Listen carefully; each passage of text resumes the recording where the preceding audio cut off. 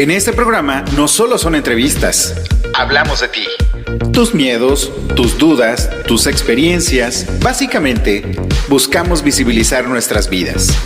La sexualidad es solo una pequeña parte de toda nuestra esencia. Escucha lo que tenemos para ti. Este es el podcast No Soy Moda.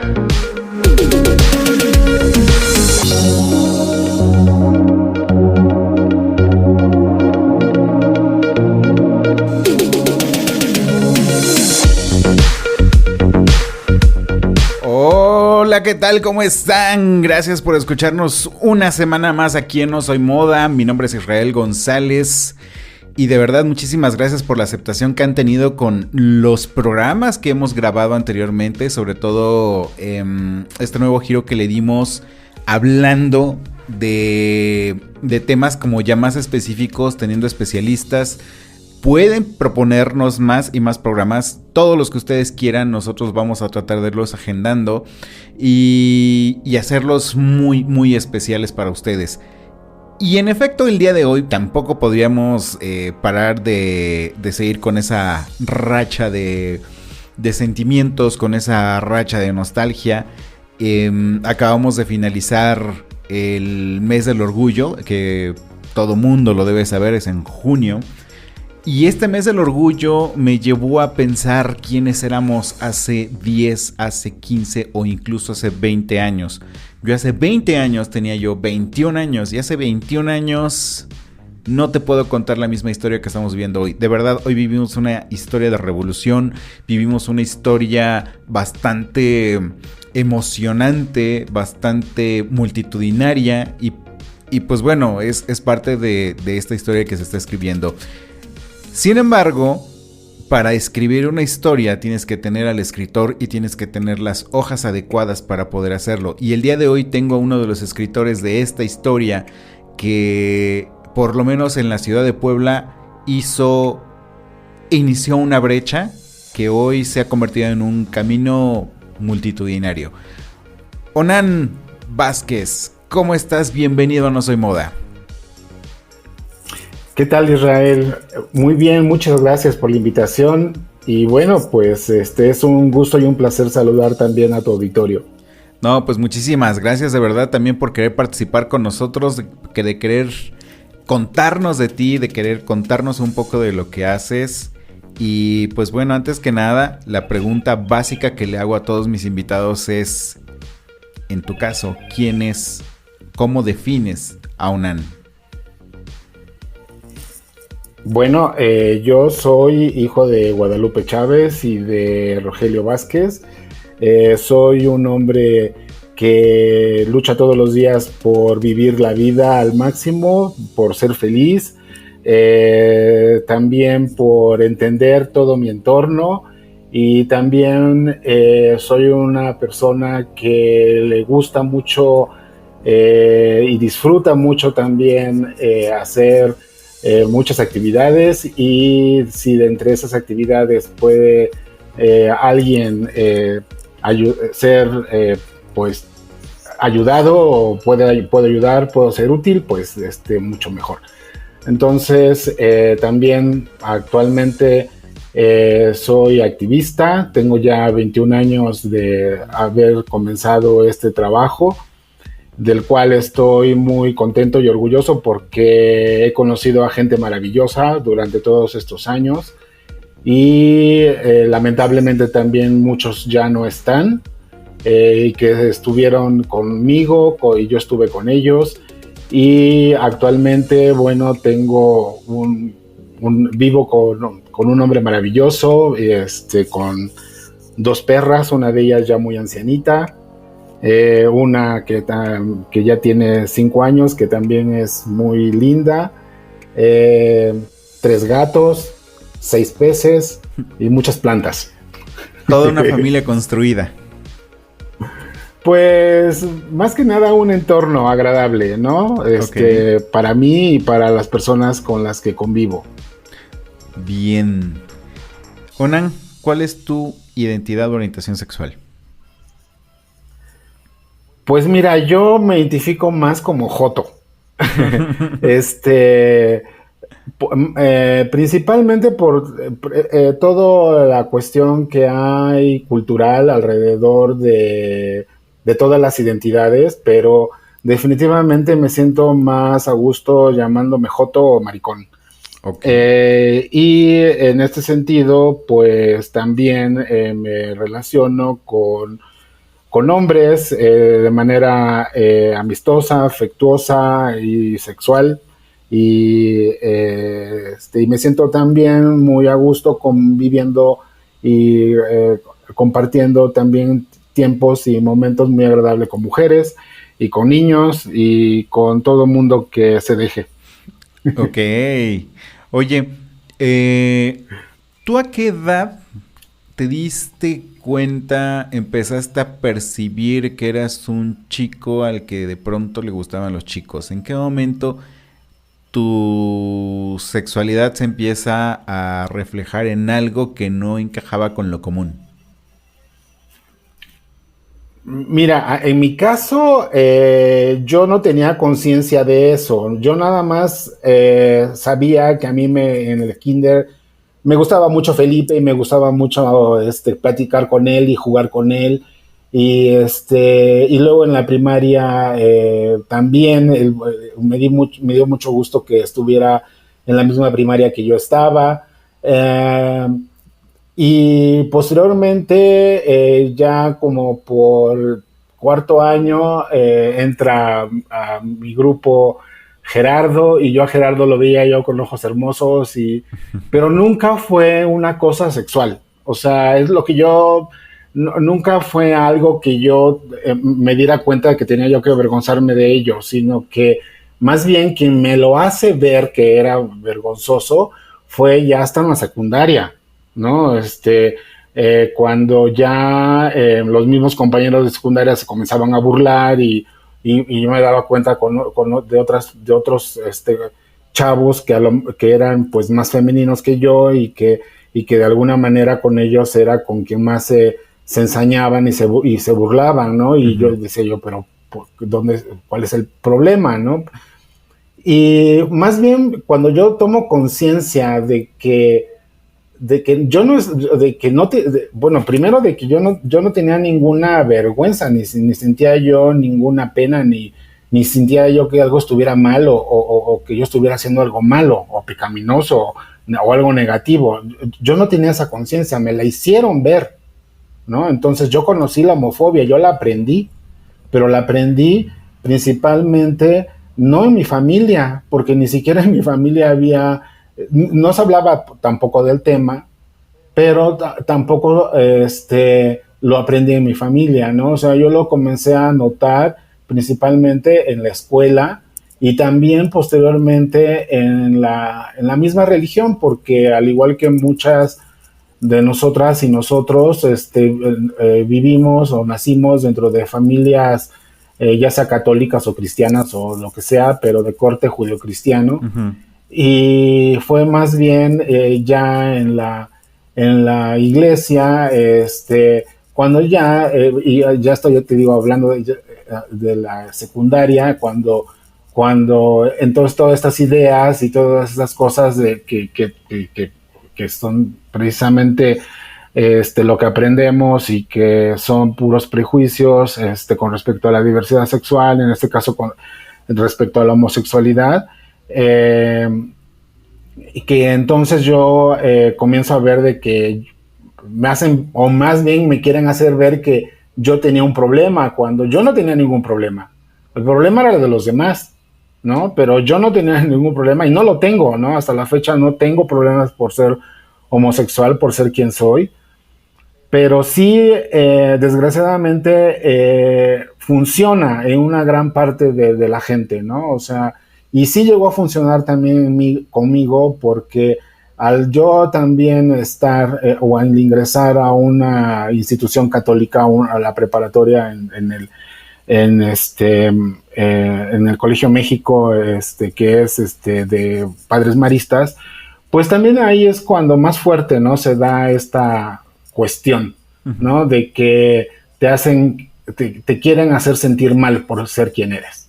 Sí, sí. Y sí lo lograron, pero pero durante un tiempo, ¿no? Después ya dije, no, no, no, o sea, yo no soy el problema, o sea, el problema son todos los demás con su homofobia, que no tampoco existe la palabra, ¿no? O sea, Ajá. la palabra yo la vine a aprender hasta que ya comienzo a hacer activismo, ¿no? Ya más o menos como por los años 1998, 97, por ahí así más o menos, que comienzo a escuchar la palabra. Y ya es cuando identifico, pues entonces en la prepa eh, este, era homofobia lo que yo aprendí y lo que me hicieron sentir, ¿no? Con respecto a mí mismo, ¿no? A no quererme, a despreciarme, a, ¿cómo se llaman? A querer cambiar, a no ser yo, ¿no? Que era el objetivo. Y que de hecho Pero justo no lo eso te iba a lograron. preguntar, ¿qué tanta mella hace toda esa homofobia, todo ese desprecio que probablemente se percibe como autodesprecio por lo aprendido en ese momento? Pues sí, para muchos sí puede ser muy desastroso, ¿no? O sea, sabemos que desgraciadamente hay jóvenes y esto de alguna manera repercute más cuando más joven eres porque te encuentras sin muchos elementos para poder comprender de dónde viene todo este discurso adverso Ujú. y desgraciadamente en los jóvenes es donde más casos de suicidio se dan, ¿no? Entonces, pues sí, al final de cuentas, estas ideas adversas que se le meten pues a toda la gente, a nosotros mismos, y que tienen el objetivo de despreciarte, pues en algunos sí lo llegan a sentir, ¿no? Puede llegar a ser tan fuerte el desprecio, el no querer, no aceptarse, eh, que pueden, o más bien dicho, sí ha habido chavos que se han quitado la vida. O por lo menos lo intentamos. Sí, no, exactamente, o sea, o lo intentaron, ¿no? O sea, yo nunca lo intenté porque, bueno, afortunadamente en mi familia no había esa réplica de lo que había afuera, ¿no? O sea, al contrario, en mi familia si, aunque no se hablaba, tampoco era una cosa de que viera yo que lo estaban condenando, ¿no? O Ujú. sea, simple y sencillamente en mi familia lo tomaron, pues no te puedo decir de manera natural, pero ni siquiera era necesario, ¿no? O sea, para ellos no era importante eso, ¿no? O sea, con quién te fijas o con quién te acuestas o quién te gusta, nunca fue ese el punto medular, ¿no? Siempre fueron otros temas, ¿no? No tu sexualidad. Ok. Por lo menos en el tema familiar, entonces creo que la tuviste fácil. En ese sentido, sí, porque, bueno, también depende mucho de los tipos de familia, ¿no? O sea, Claro. mi familia, pues, aparte de todo, venían personas que habían hecho también mucho trabajo comunitario y aunque venía yo también de una familia católica, porque mi abuelo era líder de lo que era, ¿cómo se llamaba? Ay, se me fue ahorita el nombre, pero Acción Católica, de la Acción Católica, y además era también de la Acción Católica Juvenil, y yo andaba también ahí con todo este rollo. No, por parte de él nunca escuché un discurso adverso, Ujú. ¿no? O sea, él de alguna manera siempre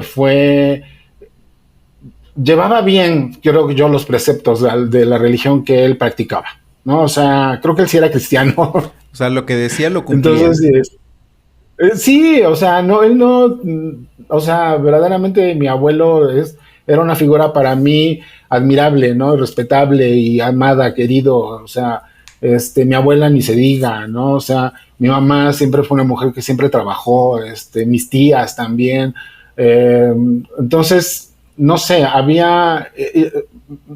o sea, no era ni siquiera necesario hablarlo, ¿no? O sea, porque te vuelvo a repetir, no el punto central o medular no era la orientación sexual, ni con quién te acuestas, ni con quién te metes, ni nada, ¿no? Eran otros temas, eran tu crecimiento, el estudio, el deporte, el arte, cosas así el trabajo, Ujú. ¿no? O sea, pero no tanto tu sexualidad, ¿no? O sea, eso era un tema terciario, cuaternario, si es que se hablaba, pero siempre, y cuando se llegó a hablar o cuando se llegaba a hablar, siempre era de una manera muy desprejuiciada, Ok. ¿no? Mi mamá es enfermera, ¿no? Mi papá estuvo, no terminó la carrera de medicina, pero estuvo estudiando medicina y aunque se divorciaron muy pronto, incluso hasta mi mamá le digo, creo que tú eras muy feminista sin saberlo. Y ya ahora que ya entiende de feminismo, dice, no, pues es que sí, o sea, Sí era. yo lo llevaba a la práctica, ajá, sí, ¿no? Y creo que mi abuela también, y bueno, entonces sí tiene que ver mucho en el ambiente, y yo lamento que haya familias que ponen en el centro precisamente la cuestión de lo sexual, ¿no? O sea, y se olvidan de todos los demás y están más preocupados por ver si el chamaquito se le tuerce la mano o no, y si se le tuerce, entonces le dan un manazo. A Ujú. mí se me torcía mucho y en algún momento quien me dio el manazo no fue nadie de los hombres de mi familia, quien me dio el manazo fue el padre. Típico. Típico, típico, Ajá, típico. entonces, pues eso también era así como que, ¿qué pedo, no? O sea, ¿por qué todos los demás sí tienen un problema? En mi familia no lo hay y aquí afuera sí. Ujú, exacto. Oye, esto me lleva a la siguiente pregunta. Sí, Cuando, cuando se inicia el activismo, se inicia por una necesidad. O sea, yo necesito algo. Y ese algo, a lo largo de la historia, te ayuda a construir ese sueño o esa necesidad, a cubrirla. En tu caso, ¿cómo es que te vuelves activista? ¿Qué es lo que te lleva a ser activista? bueno, en mi caso particular tuvo que ver mucho el movimiento zapatista de liberación nacional. Ok. Cuando como te decía, yo no, en mi familia también habían hecho mucho trabajo comunitario y cosas así, entonces cuando irrumpe el EZLN, eh, para mí fue de alguna manera cercano porque el hijo de una amiga muy querida de mi mamá había sido secuestrado por el ejército porque estaba siendo acusado de apoyar al EZLN. Ujú. Entonces llegan a su casa, la allanan y se llevan al chavo y cuando, pues ya sabes, ¿no? El chisme, de que se llevaron al hijo de Angelita y vinieron los soldados por él y pues todos, ¿por qué vinieron? ¿No? O sea, no, pues que porque era zapatista, ¿no? Y así como otra vez, ¿no? El estigma, el terror, Sí, sí, sí. los zapatistas, qué horror, feo, que no sé qué. Entonces, yo, pues en ese momento no sabía nada del ZLN y pues sí, les pregunto en ese momento a mi mamá y me dice, pues es que parece que es una guerrilla, ¿no? O sea, que se levantó en armas. Y como en aquel tiempo no había internet ni nada de esto, se hablan de 1994, toda la comunicación era a través de la televisión, Ujú. de los canales, aparte de la televisión horrible mexicana que tenemos, de donde estigmatizaban todo el movimiento del ZLN y también los periódicos de igual manera, ¿no? Los satanizaban.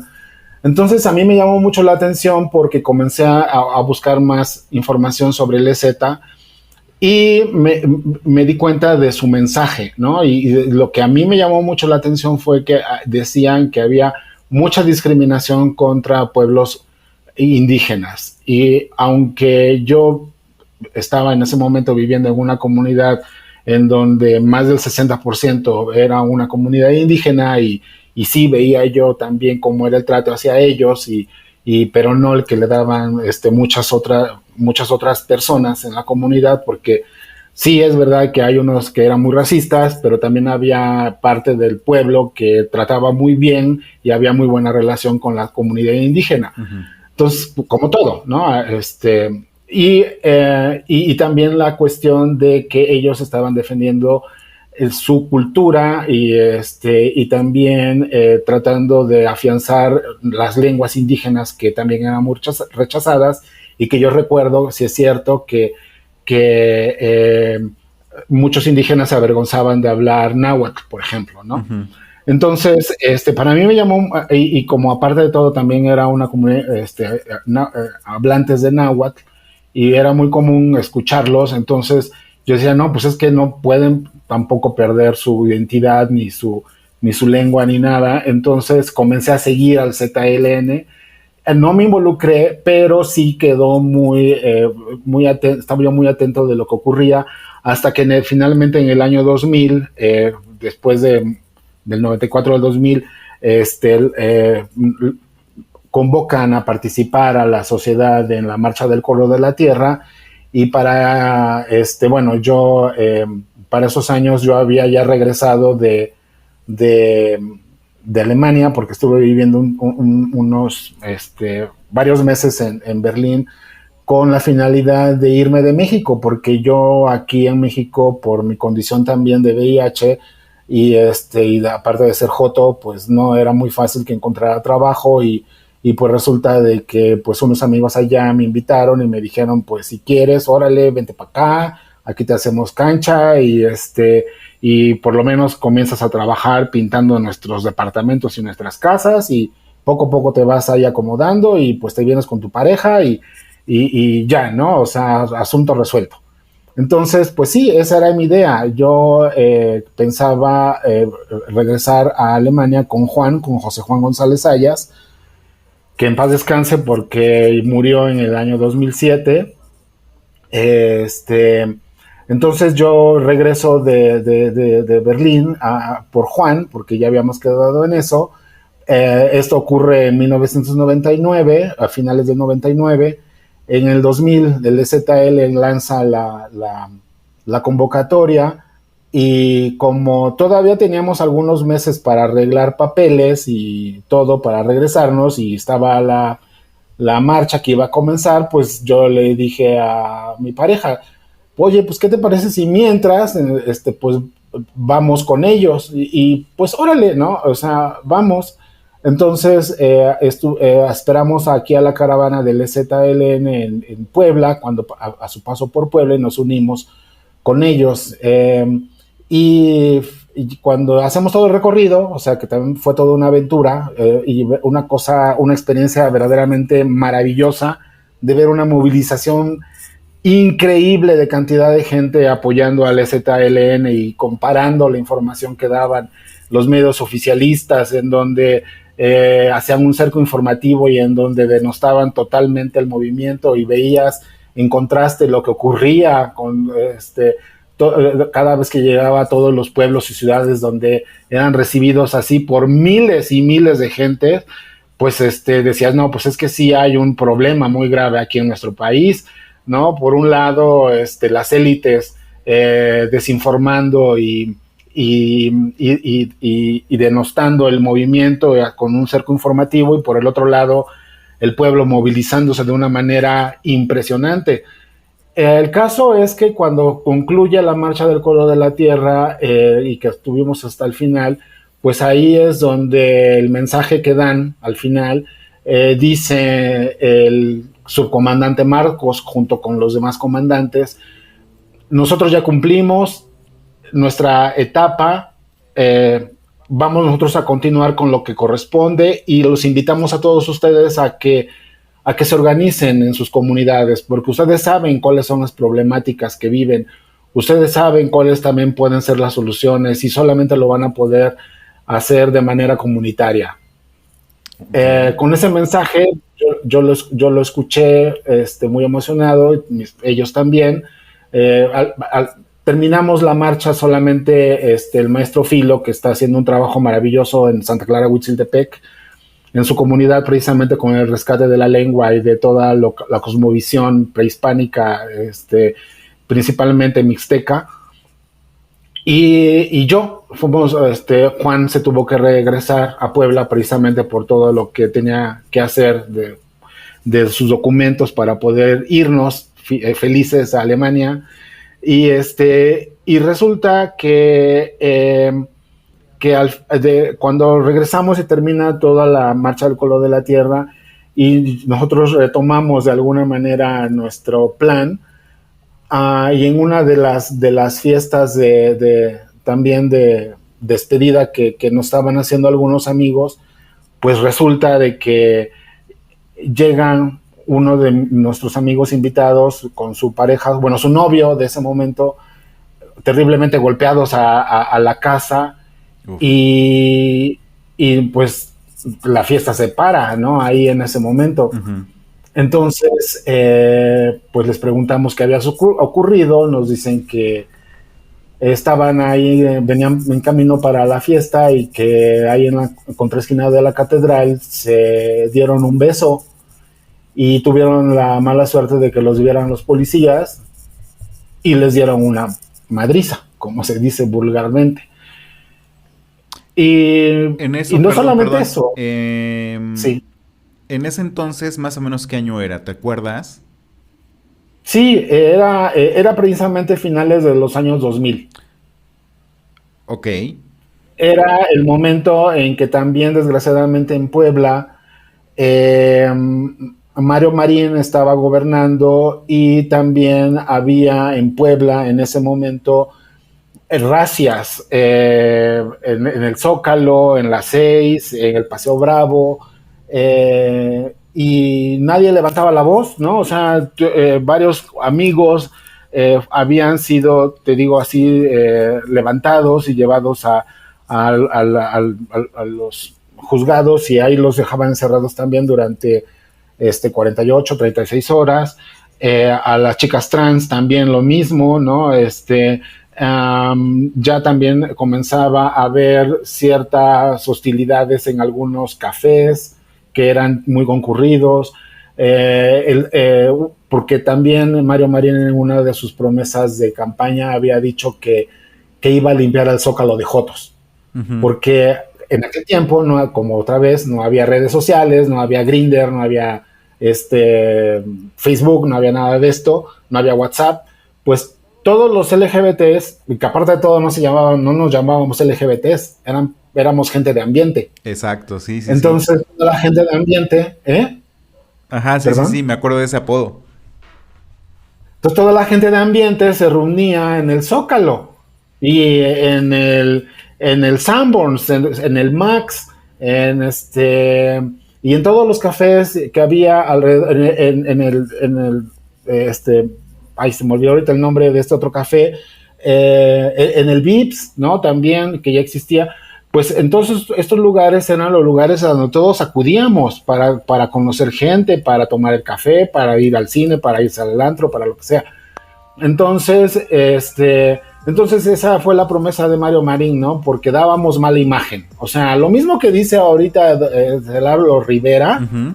Con respecto a los ambulantes y con respecto a las trabajadoras sexuales y todo, y no lo dice de los LGBTs porque ya no estamos ahí en el Zócalo, pero en esos años era un hervidero, ¿no? Eran nuestros lugares de reunión. Era el lugar de encuentro. Y pues, y el lugar de encuentro, exactamente. Entonces, pues, para él era dar mala imagen, ¿no? Entonces nos quería sacar del Zócalo y por eso comenzó a hacer, ya durante su gobierno, precisamente todas estas racias. Y entonces en ese contexto es cuando ocurre precisamente la golpiza de mis amigos. Uh-huh. La policía andaba golpeando a LGBTs, principalmente otra vez a los más jóvenes, a los más obvios, y también los andaban extorsionando, los detenían en la calle y los extorsionaban. Y en algunas ocasiones llegamos a escuchar que también cuando en el Paseo Bravo los detenían, los obligaban a darles ¿cómo se llama? Un guaguis y para soltarlos, ¿no? Entonces era un abuso también policíaco y un abuso del gobierno del que estaba ocurriendo en Puebla en esos momentos. Entonces en ese contexto estábamos. Por eso también era la idea de pues vámonos de acá, o sea, y si tengo el chance de irme a otro lado, pues vámonos, ¿no? Pero ocurre esta golpiza y entonces José Juan, mi pareja, me dice, oye, dice, ¿sabes qué? Porque cuando ocurre la golpiza, vamos a la clínica del IMSS, creo que es la clínica 2, que es la que está en el Boulevard y la 9. Ajá, el Boulevard 5 de Mayo y la 9. Vamos ahí porque uno de ellos tenía IMSS. Entonces, pues como fuimos en bola, ellos dos iban muy golpeados y con sangre. Bueno, ya les habíamos limpiado la sangre, pero se veía toda la cara y la ropa llena de sangre. Y luego, aparte, todas obvias. Llegamos y en la entrada nos detiene un tipo y nos dicen que qué queríamos. Le digo, es que queremos que atiendan a esta persona que fue golpeada, y nos ven, pues se nos veían las plumas y las lentejuelas. Y el tipo así, de manera bien despectiva, nos dice, aquí no atendemos, la palabra es despectiva, o sea, aquí no atendemos idosos. Esto es No Soy Moda. Enseguida regresamos.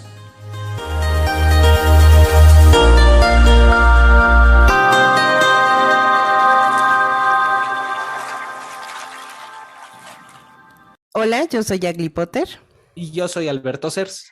Somos un podcast LGBTQ+, dedicado a deconstruirnos, cuestionándonos tabúes, moral, tradiciones, heteronorma, amor romántico, la vida y nuestra propia existencia. Con un toque de buen humor, sarcasmo y chismecito. Un episodio nuevo cada jueves.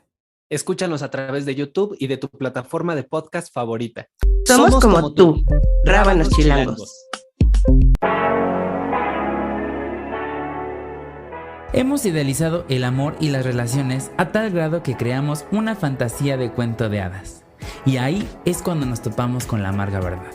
Hola, soy Dani y esto es The Bitter Truth, un espacio 100% LGBT, donde hablaremos de amores, desamores y todo tipo de relaciones, endulzándolo todo con risas, humor y una pizca de jotería. Acompáñame a descubrir la amarga verdad, donde el amor empieza por uno mismo. Escucha The Bitter Truth en todas las plataformas de streaming. Hey, estamos de regreso. Esto es No Soy Moda.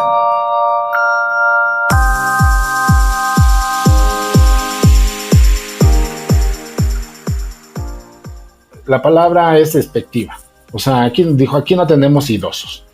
Ok. Entonces esa noche cuando nos dice, o sea, ¿qué? Ya no hicimos nada, o sea, de plano dijimos vámonos de acá.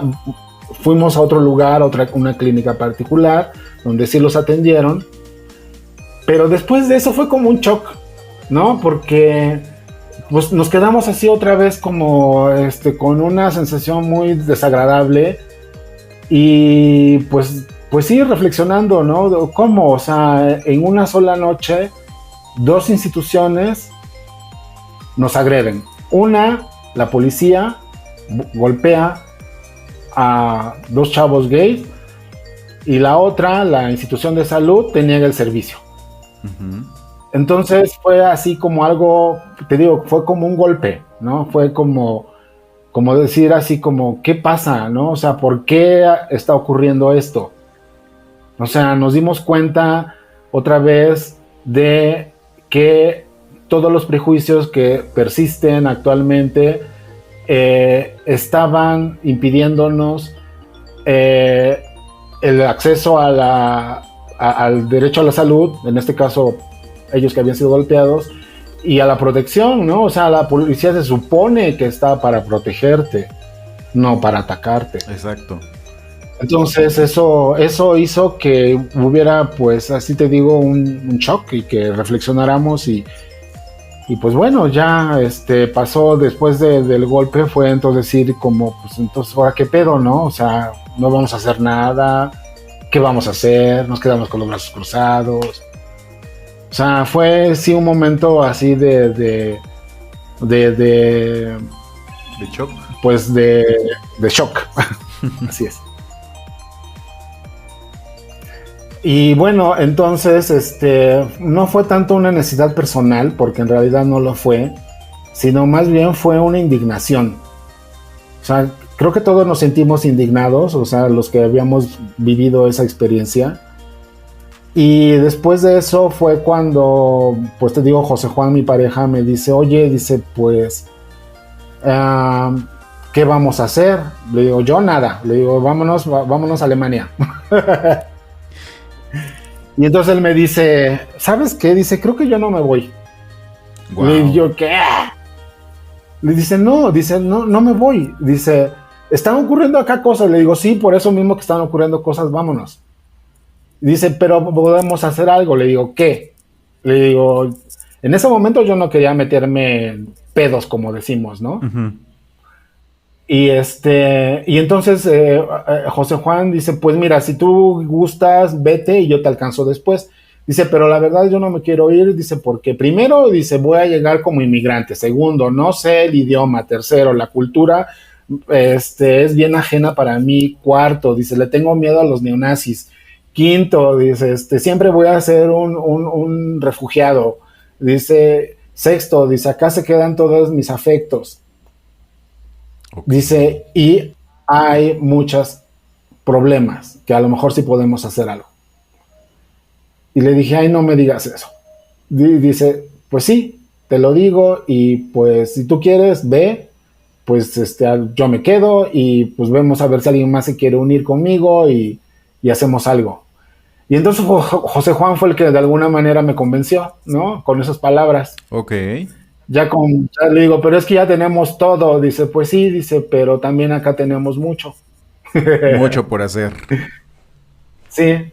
Y entonces fue precisamente por José Juan, ¿no? O sea, que fue el que nos animó y que se logró que nos organizáramos. Al principio no sabíamos ni por dónde, porque no teníamos experiencia. Y también teníamos mucho miedo, pero también mucho entusiasmo por querer hacer algo. Sí, sí, sí. Y así fue de alguna manera los primeritos momentos, ¿no?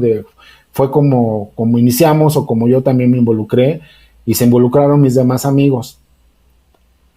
¿Cómo inicia esa primer marcha? Digo, obviamente ya tengo el porqué, pero ¿cómo es que le empiezan a armar?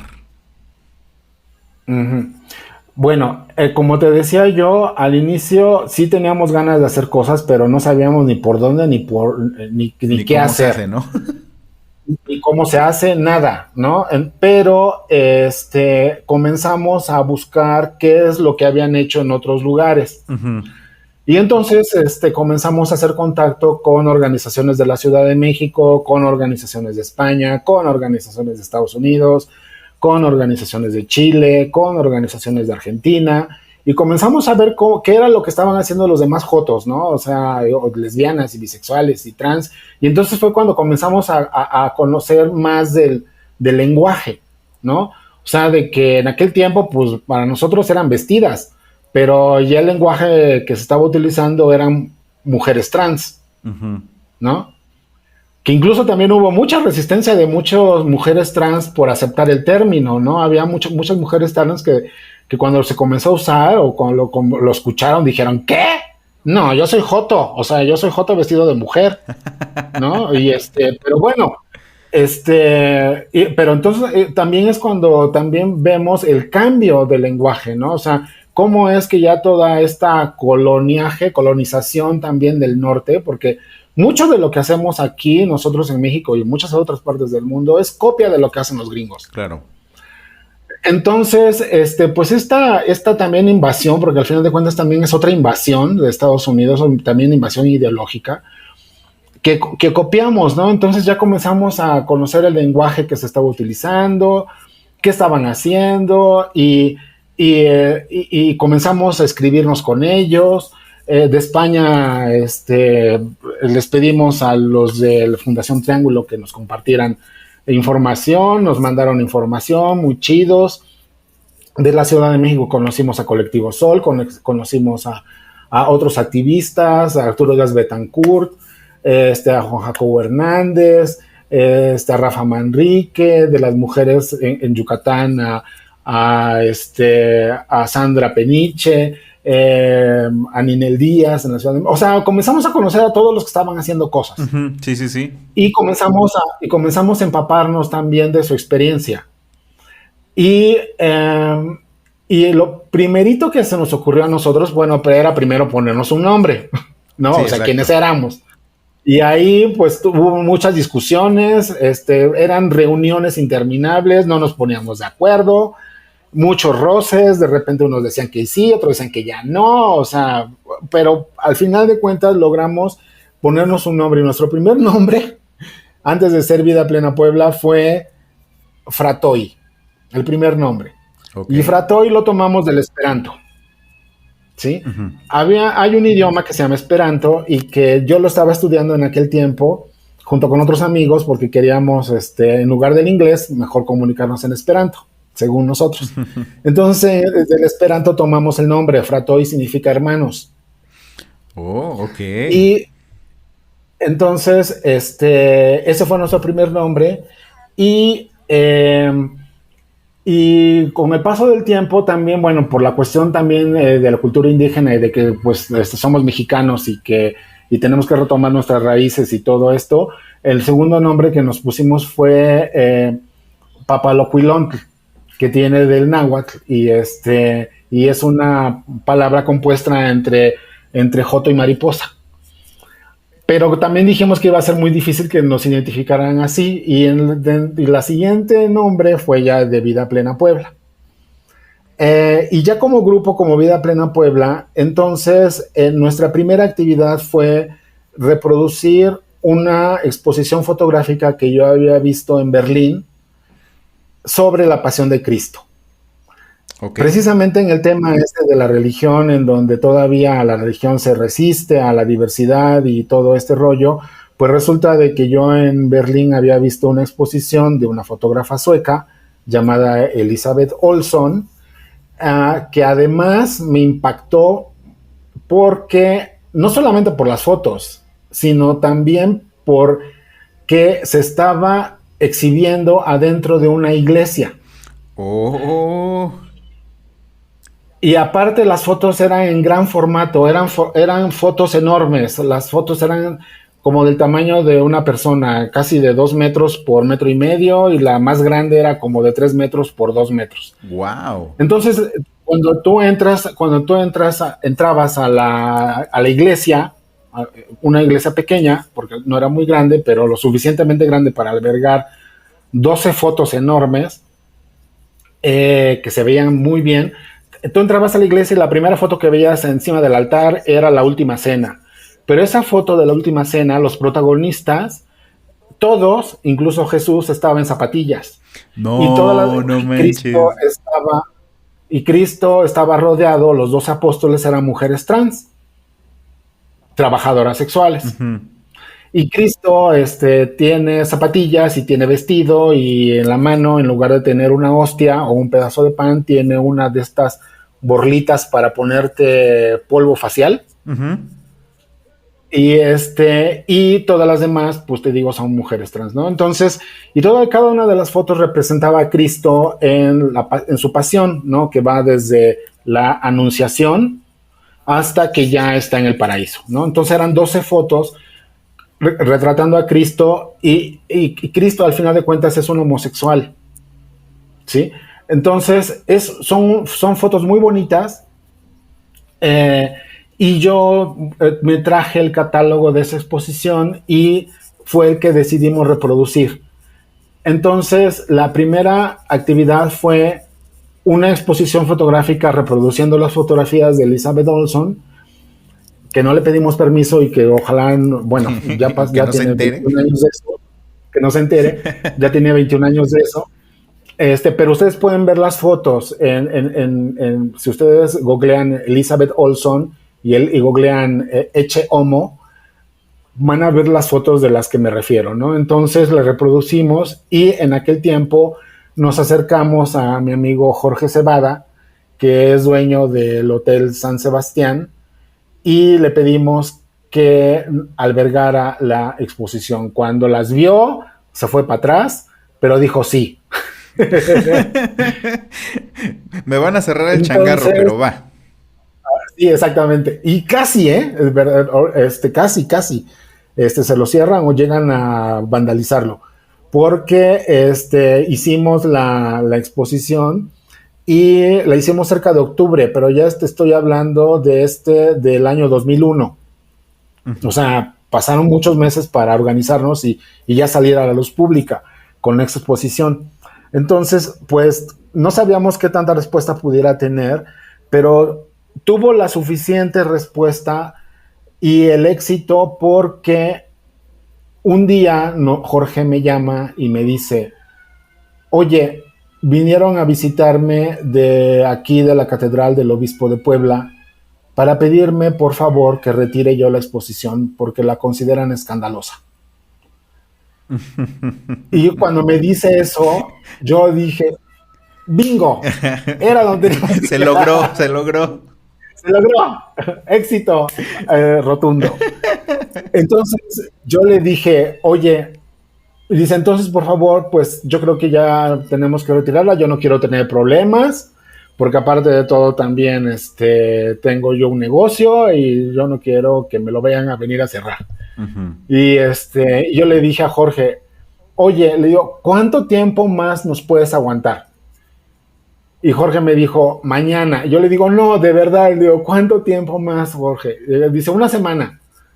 Le digo, hey, ok, una semana. Le digo, no, pues, gracias. Entonces, pero no pudo lograrse una semana más, sí, porque a los 5 días me dijo Jorge, ¿sabes qué? Ya están muy agresivos. Ok.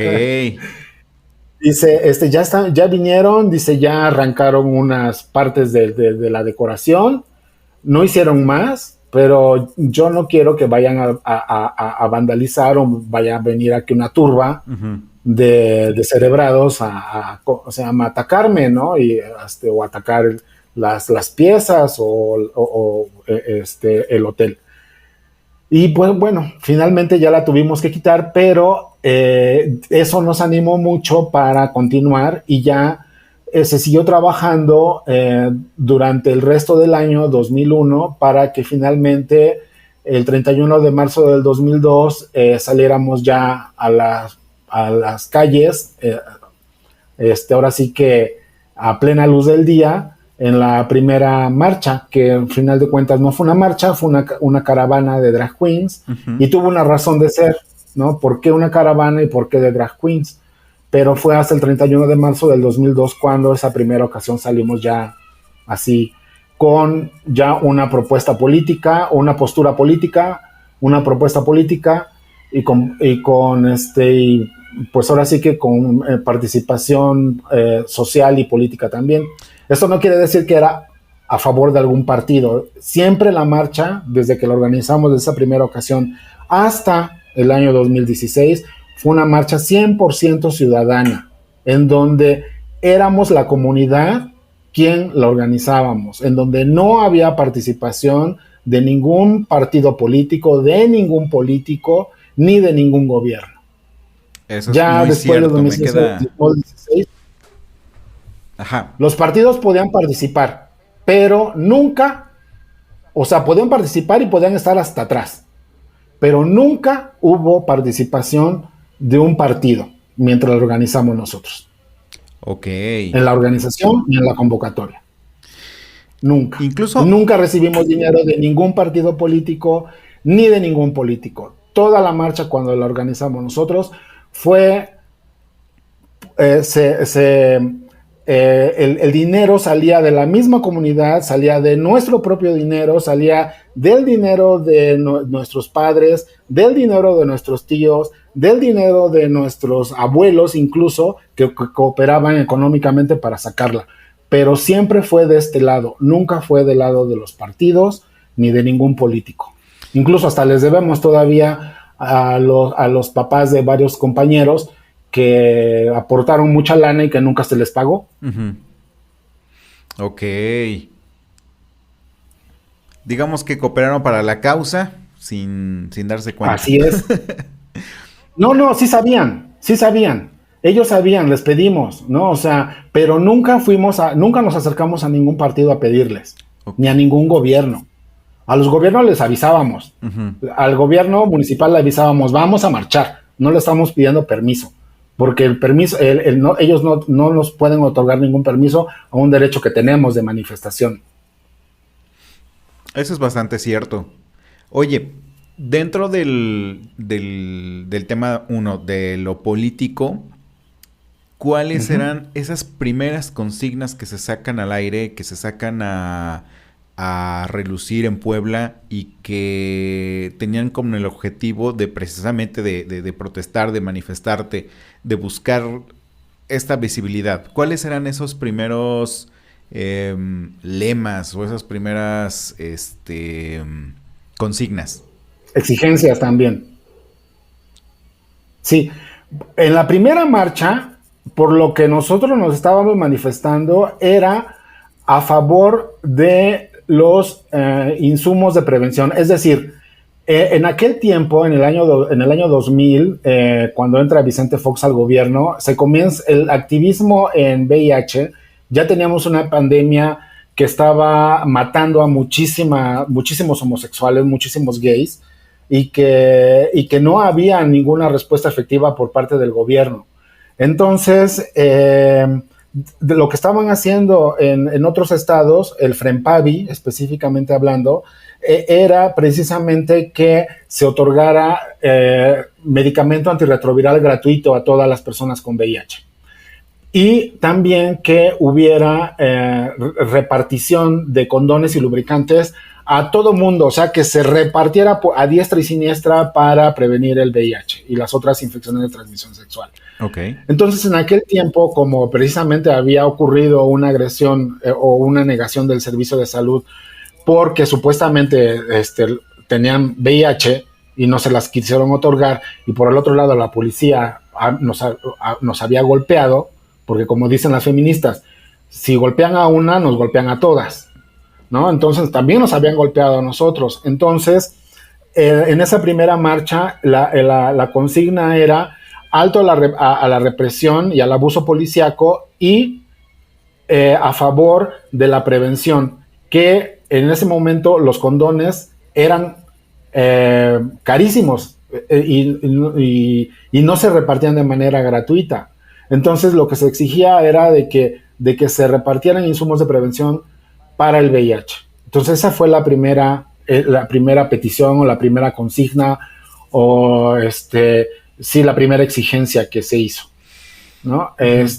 Y cada año era un consenso, porque al inicio sí era vida plena, no éramos nosotros, éramos 8 quienes estábamos en vida plena en ese momento. Me acuerdo. Y siempre fue un trabajo colaborativo, horizontal, y las decisiones se tomaban en consenso y todos estábamos de acuerdo.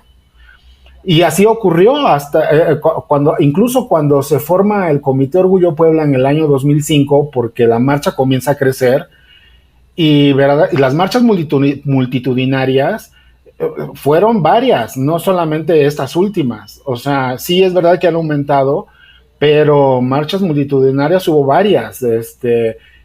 Pero hablando de la organización, cuando ya en el año 2005 se forma el Comité Orgullo Puebla, en donde participan pues todos los que querían participar, ¿no? O sea, entonces dijimos, bueno, pues si están todos ustedes y quieren participar en la organización de la marcha, y no solamente de la marcha, sino también de otras acciones afirmativas, pues entonces conformémonos en un comité, que también fue todo un rollo, porque de esto que te estoy hablando no es algo fácil, o sea, fue muy difícil, muy complicado.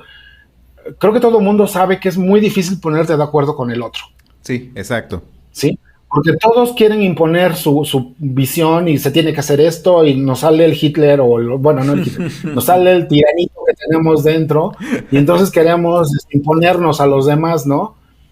Y el trabajo colaborativo, el trabajo horizontal es muy difícil, pero se logra cuando hay voluntad, cuando se sabe, o todos los que participan están convencidos de que es algo relevante y trascendente lo que se va a hacer.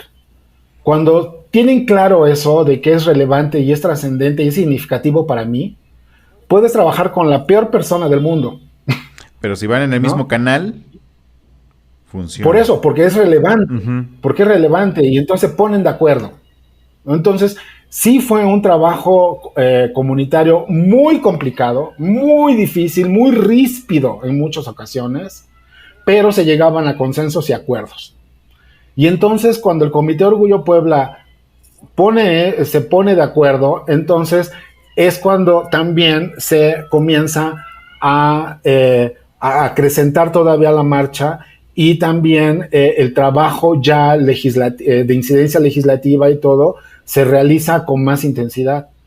Pero todo fue un proceso. Estoy hablando de 21 años de trabajo comunitario y de activismo. O sea, se dice muy fácil, pero 21 años y todo lo que implica todo ese trabajo es verdaderamente gigantesco.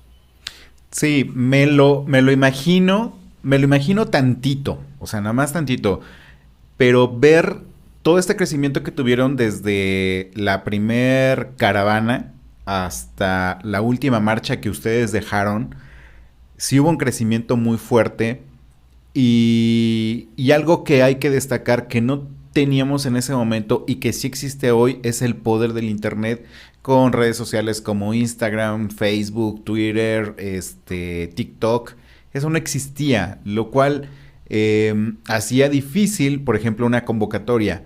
Hacía difícil que los medios de comunicación tradicionales realmente accedieran para que les proporcionaran espacio y pudieran, no sé, dar una rueda de prensa y hacer una convocatoria y invitar al resto de integrantes de la comunidad LGBT, ¿no?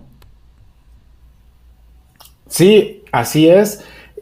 Por eso menciono que era un trabajo comunitario porque quienes participamos siempre fueron la gran mayoría personas LGBTI y también había bugas, había heterosexuales afines a nuestros temas y que estaban convencidos de que era importante la lucha.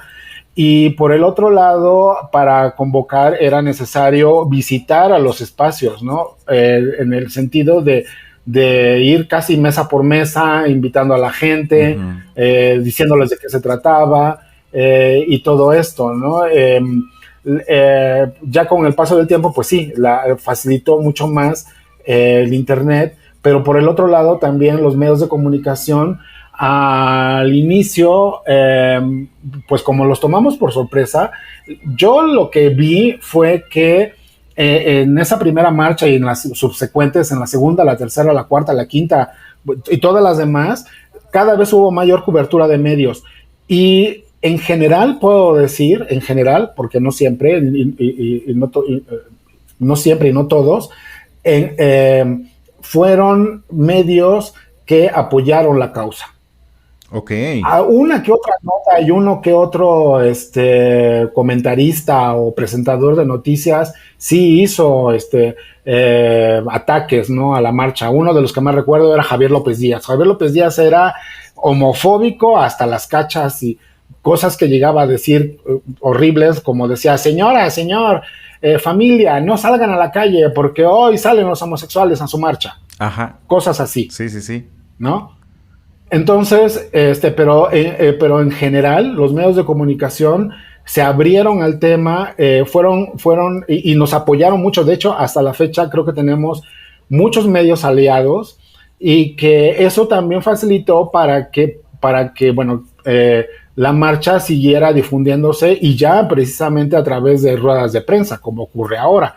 Pero al final de cuentas sí es verdad que esto es un logro de todos los que iniciamos y que dejamos muchas puertas abiertas, ¿no? Incluso en el Congreso, en el gobierno, en los gobiernos municipales y en el gobierno estatal. Uh-huh. Sí, sin duda. Es parte de la lucha que se ha logrado durante muchos años.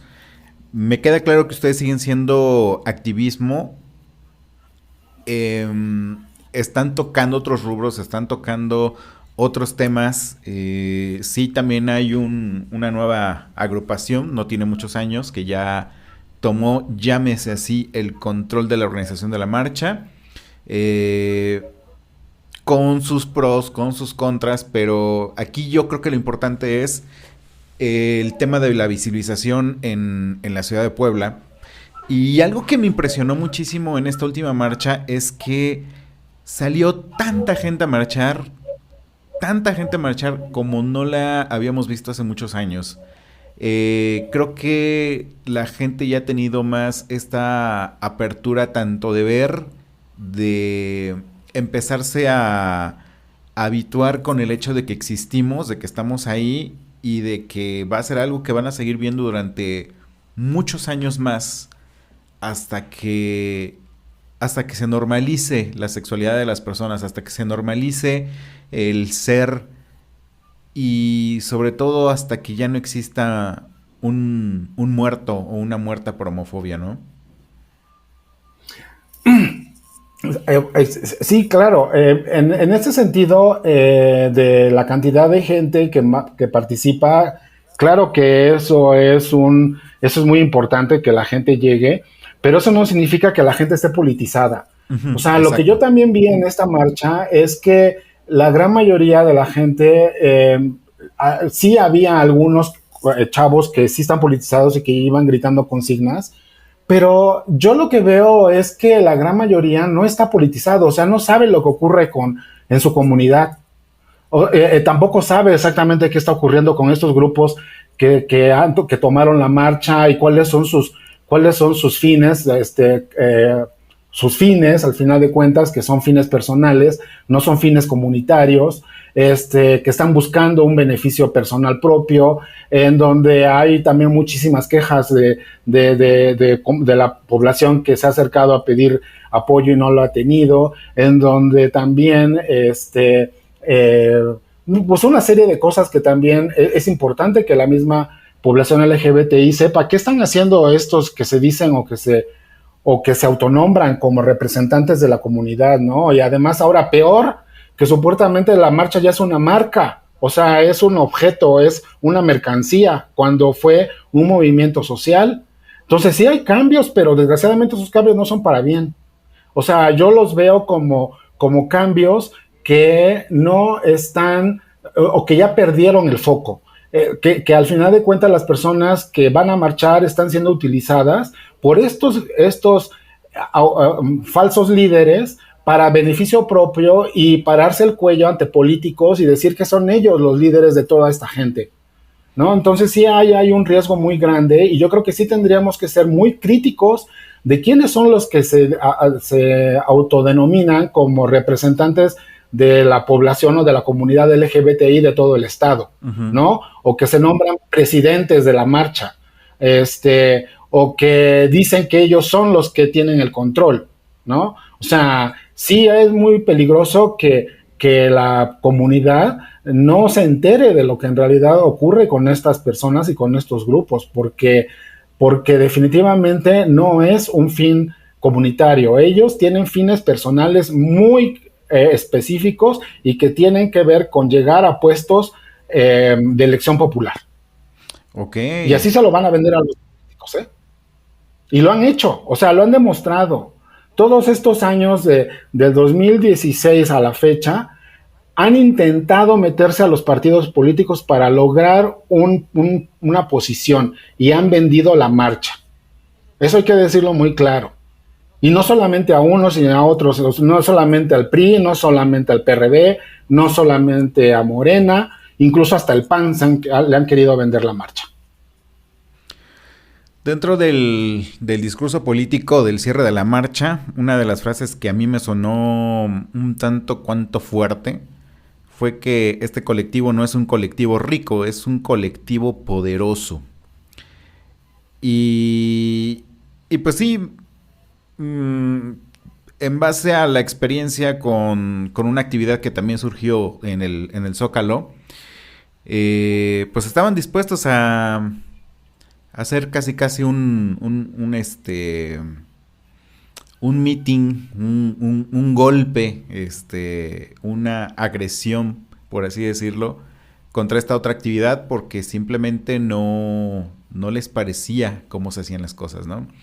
Es un tema que ya en un futuro platicaremos más a fondo, sobre todo no tanto por criticar a la otra organización, sino por saber realmente cómo se hacen las cosas con gente que ya tiene mucha experiencia en el tema. Ustedes prácticamente hablamos de 20 años de experiencia temas como por ejemplo el tema del VIH y las pruebas rápidas, en el cual yo me sumo, son más de 10 años de experiencia, y es trabajo que se ha hecho año con año, ¿no? Y de pronto alguien llegue y descalifica todo ese trabajo, pues tampoco es, ni es correcto, ni es inclusivo, ni suma, al contrario, resta y va restando cada vez más, ¿no? Entonces, sí, también tienes razón, hay que ser un poquito más críticos y sobre todo poner las cosas bien claras en cuanto a qué hace la experiencia.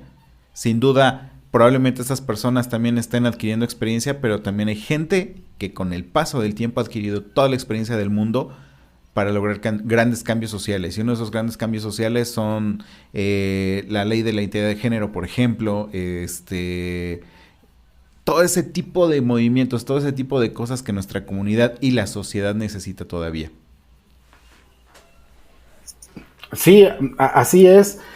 Y precisamente, pues vuelvo a repetir, todos estos logros sí han sido comunitarios por parte de todos los amigos, amigas, compañeros, compañeras que se sumaron a este esfuerzo, porque es de todos, ¿no? Pero lamentablemente el grupo actual que está otra vez frente a esta marcha, o sea, sí debemos tener una postura crítica con respecto a lo que están haciendo, porque es verdad que lo que mencionas, que en la jornada de pruebas rápidas que se hicieron durante la marcha, yo no estuve, pero ya contigo ya son 5 personas que me dicen lo mismo, ¿no? Entonces, que llegaron de una manera a querer descalificar y que porque no les parecía lo que estaban haciendo, cuando es la institución la que está haciendo su trabajo y en donde ha tenido ya muchísimos años de gestionarse esta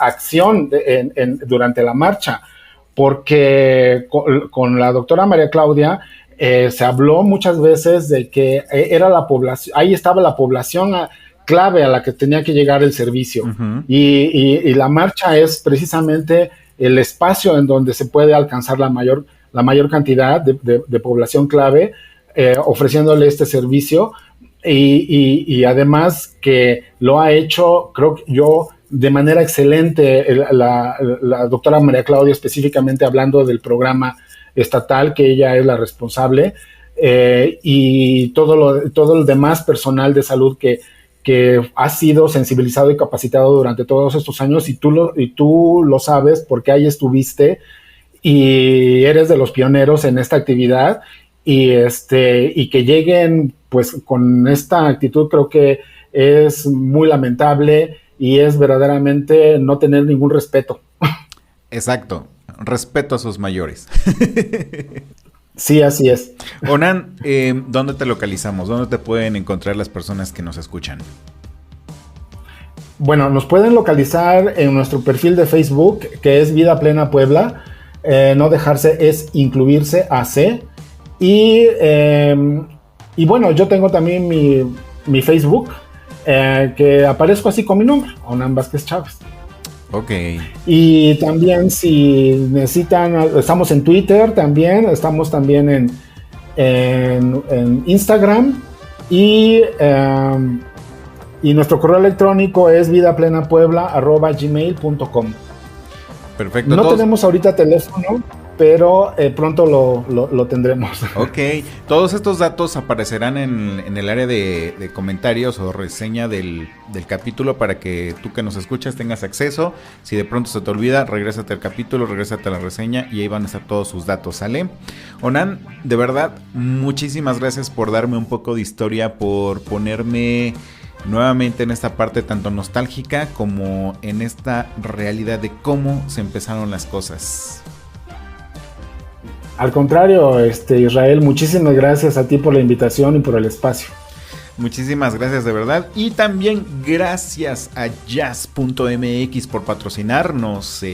Recuerda entrar a su página y ver su catálogo. Son playeras con orgullo y de verdad están padrísimas. nuestros invitados, cada invitado que pase por este programa ya tiene su playera, nada más es cuestión de que nos la empiecen a presumir. Entonces próximamente Jessica Ramírez ya va a tener su playerita y poco a poco les vamos a ir presumiendo todo esto. Y pues también síguenos en nuestras redes sociales, en Instagram como No Soy Moda-podcast, en Twitter como No Soy Moda-p y en Facebook como No Soy Moda el podcast. Nos escuchamos la siguiente semana. Adiós.